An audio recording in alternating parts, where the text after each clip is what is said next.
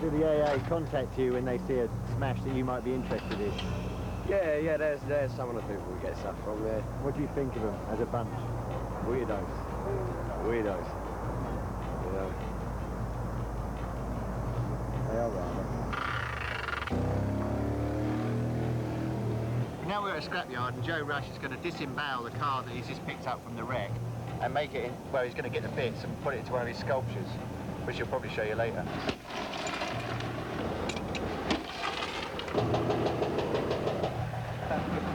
Yeah.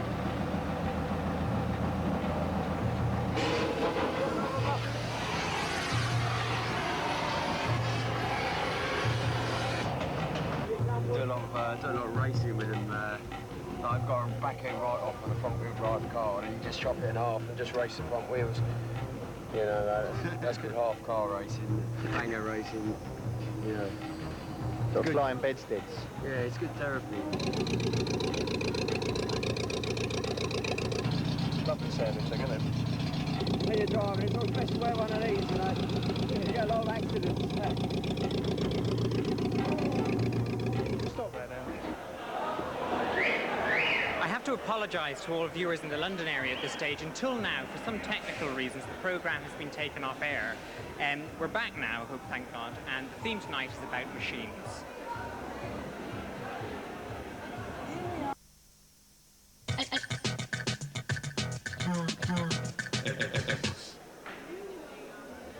And now it's time for that genius of automated rock, Gary Newman, who together with Bill Sharp are going to perform a machine-made number live. It's their new single, I'm on Automatic.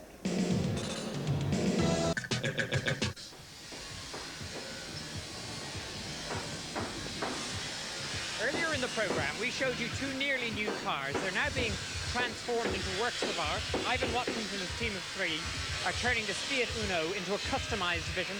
Ivan, hang on a second, I don't mean to interrupt you. What have you done with it? We've stripped out the inside and we're just starting on the wheels. Okay. Do you think this is a form of art? Definitely, yes. So you're an artist? Yep. Now, I shouldn't laugh about that, but do you think this is going to be a masterpiece at the end? We'll see. We'll have to see about that. Okay, well, the best of luck. Over here, our sculptor Charlie Hadcock is making a hell of a lot of noise. It's transforming a Renault 5. Charlie! Not going to hear me. Charlie. Sorry to interrupt. What have you done with the Renault 5? Well, I ripped off the roof, took off the doors, the back, turned it over, got the panels off the bottom. I'm trying to get as much surface area from it so I can turn it into the sculpture. For whatever you're going to be doing at the end of the programme. Okay, what kind of equipment have you used to do this? Well, basically a grinder and that's it. So, and crowbars and hammers just to smash the glass, get it down to the bare materials fast. Have you ever made a sculpture in such a short space of time? No, never as short as this. It's a good challenge. Yeah, you must have deadlines then. Yeah, I usually have deadlines for, say, if doing a commission or a piece of sculpture. Usually it's 3-4 weeks or whatever. Sometimes a month.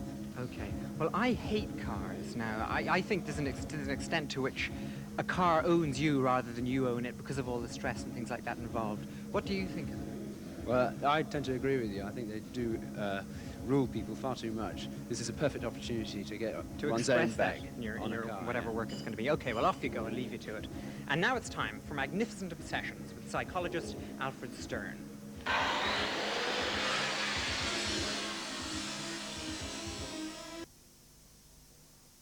I've got a photograph that I used to carry in my wallet. I've got a bit dog-eared of me and my father on a bike in 1953 that used to belong to my uncle, an old BSA. And I got that printed in a book I did, and I'm really, really proud of it. And I can't honestly say that at the age of whatever it was, 3 or 4, that that really fired me up. But nonetheless, from very early days, I can always remember being aware of motorcycles. The style of the Harley Davidson is so different from any other style of bike, it's untrue.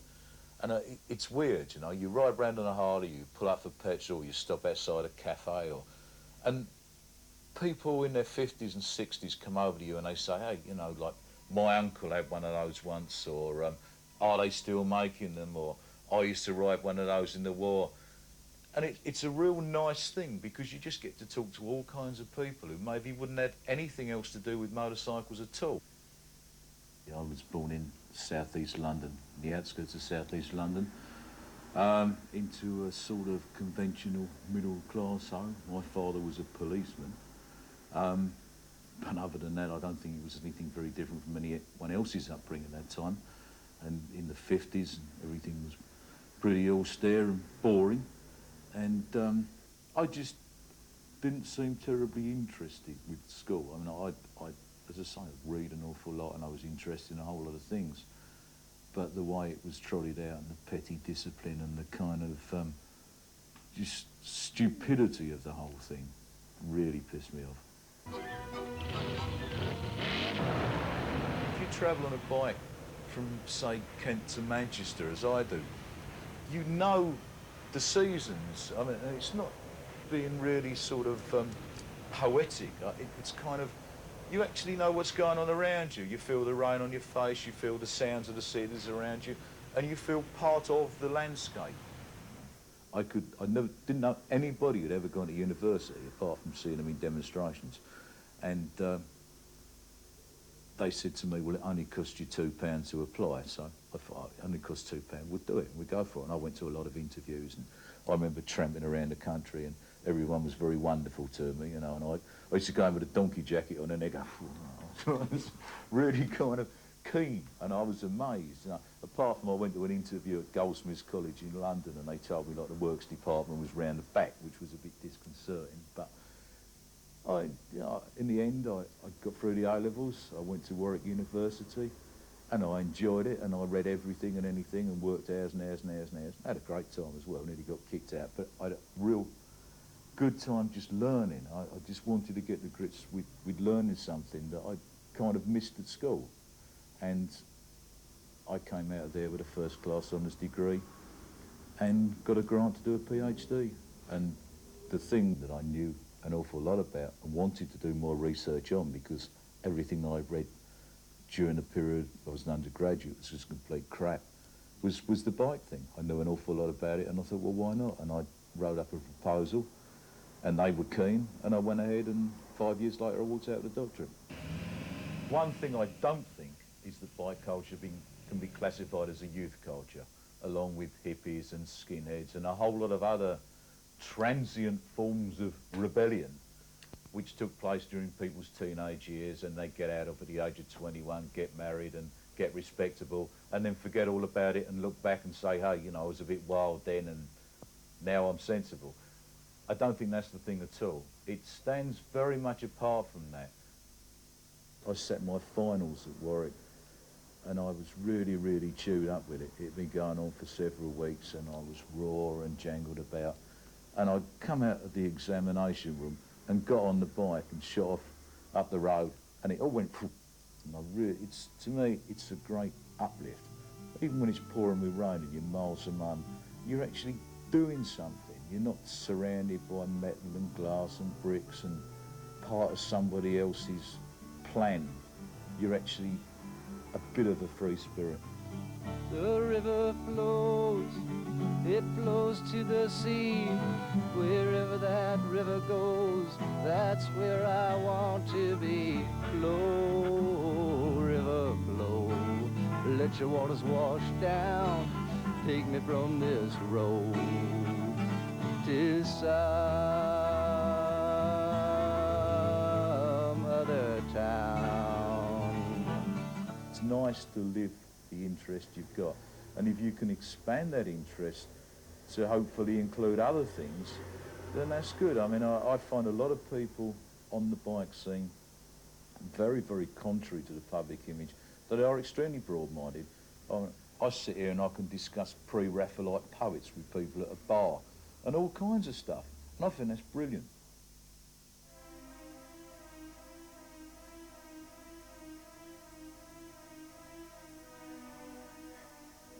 Mads Harris, who you've just seen there, is a real bike fanatic, but the bikers you're about to see are real Morrismen. Yes, indeed. Ladies and gentlemen, the Royal Liberty Morrismen.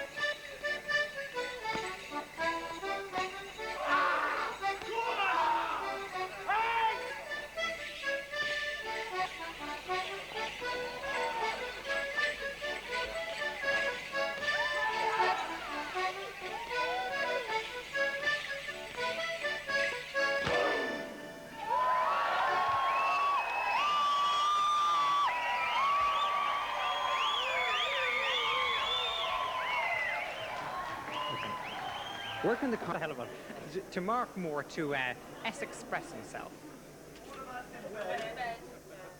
And we are having lots of fun. And generally having a good time. Yeah, time. Good. And later we're going to go shopping. Shopping, yeah. And maybe go for tea. Tea. Mayhap. We'll do another take of that, yeah? Take. This time it's meant to be more sort of. Take 474. Here we are, the whole band in bed. Bed. And we're all having extreme amount of fun. Extreme. This is really. I'm smiling. Look. And having a good time. It's time. Good time. At the beginning of the program, we showed you two nearly new cars, and in the last hour and a half, they've been completely transformed. But before we unveil what exactly has been made here, I have with me Louisa Buck, who's the art critic for The Face. Louisa, what do you think about this idea of transforming cars for art? Well, the car dominates our culture, so it's a very relevant medium to use for artists. I think it's just as relevant as bronze, wood, marble. Let's use cars. They dominate us, they pollute us. Let's make artworks out of them. Have you seen it used before? Oh, yeah, certainly. There are very many artists who use the cars. There's one artist, John Chamberlain, who crushes cars into kind of compact cubes. They form artworks. The machine dominates our life. The machine has been used as an element in art from the beginning of the century, so it's not a new deal using art. Okay, it's perfectly valid, but I'd be very interested to hear what you have to say about the final works here, because Ivan and Charlie have put an awful lot of work into this. They spent an hour and a half pulling out all the stops to get this finished. So I want a big round of applause, please, for the final unveiling of our two cars. A big round of applause.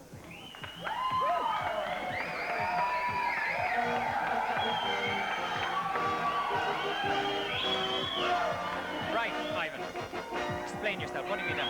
You've customized this theatre now. How have you done that? Basically, we went for, because the time was short, we didn't have a lot of materials around, we went for the rally look. So we stripped out the whole of the inside, totally. You've taken out all the seats, I see. The whole of all the seats are out, put a bucket seat in there, one bucket seat, fire extinguisher, steering wheel, we've got a rev counter. We could have put lots more other things, but we didn't have enough time. And if you had more time, what other things would you have put? On the inside, we could have gone for like a whole new dash, fascia. We could have gone for we could have stripped even more out in that time, basically. So. Well, I mean, could you not have done more in terms of making it look more flamboyant? On the outside, definitely. We could have lowered the suspension, got really big flared wheel arches. We could have put a nice hot engine in it as well, so it would go as quick as it looks. Well, it looks good now, but are there any limitations on what you can do with the car, legal limitations? Definitely, there's so many. There's like bookloads of them. You've got to be so careful when building a custom car that you don't fall foul of the law. One good point is wheels sticking out wheel arches. They mustn't be. Here. That's right. They mustn't have more than an inch of tread sticking out the wheel arch. Otherwise, the police will be down on you. Have you ever been stopped by the police? Yes, lots of times. Well, this looks great. Now, over here, Charlie, our sculptor, has had absolutely no legal limitations, and it shows. An hour and a half ago, this sphere was a Renault 5. What do you call it now, Charlie? It's just Spheres based on the Renault 5. It is based on the Renault 5? Oh, it is, yes. It's based on the car, basically, but it's just turning the car into a sphere as the evolution of the car derived from a sphere. And what do you mean the evolution of the car derived from a sphere? Well, I mean, spheres and ball bearing races go to run a car, and also the wheel was invented via looking at spheres. So it's just a question of turning it back into the object that it came from. Really? And what does this say about your feelings about car? I mean, earlier you were saying you didn't particularly like them. No, I think this is a good chance to get one's own back on a car. It's completely savaged, yes. Well, it's unrecognisable. Yeah, I mean, cars have always been, you've got to be one step ahead of the scrapyard before you get rid of them. Okay. And so they're just consumer waste items. Okay, well, the acid test really is Louisa Buck. Louisa, earlier, just a quick word about Ivan and customizing. Ivan says this is an art form, customizing. Do you agree? Well, I think we're talking performance art. I'm sure the person who drives this car will feel like a mobile art form, but stick it in the Tate Gallery, and I'm sure the friends of the Tate would queue around the block. You know, art is what you want to make it. Art is where you put it. I'd prefer to see this on the road than in the gallery, personally. I think that's where it really belongs. But There's a lot of things in the Tate Gallery, polystyrene, driftwood, So anything this is perfectly goes. acceptable from that point of view. If it was put there, yeah. Okay, well then surely this over here, I mean anything does go, but surely this is just a sphere of pulp metal. This is something that has been completely deprived of its utilitarian value. You can no longer drive this car. It's become something that goes beyond its drivability, if you like. Yeah. So it's making the marvellous out of something ordinary. I think this is terrific. It's definitely a work of art. I think it's a work of art. It's a sphere. It's a full aerodynamic car. Go Okay. for it. Well, listen, thank you very much, Louisa, and thank you very, very much, Charlie. I'm sorry I got your name wrong earlier. It was a big mistake. And thank you very much, Ivan. You've done really, really well. It's been great. And now on Club X, it's time for an experimental film which shows you 1,000 things you can do aboard a vacuum cleaner. It's directed by Rob Snow, and it's called Seen and Not Seen. Enjoy it. And remember, next week Club X goes out at 10:30 because of the European elections, and we go home.